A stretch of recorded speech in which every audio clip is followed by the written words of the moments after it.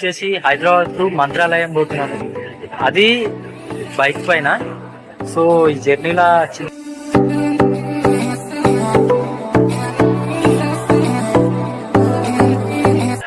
ఎలా పోతారా?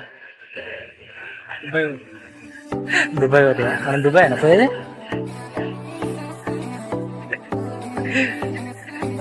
అమ్మ నేనైతే ఫస్ట్ టైం చూస్తున్నా తెలుసా ఇంత పెద్దదని. నేను అస్సలు ఎప్పుడు చూడలే మళ్ళా.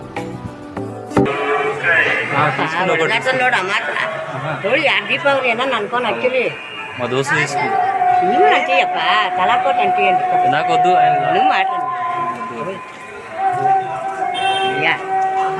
దీపావళి వచ్చిందమ్మా, దీపావళి వచ్చి రేపు వద్దమ్మా. పొద్దు నుండి లైన్లో నిలబడి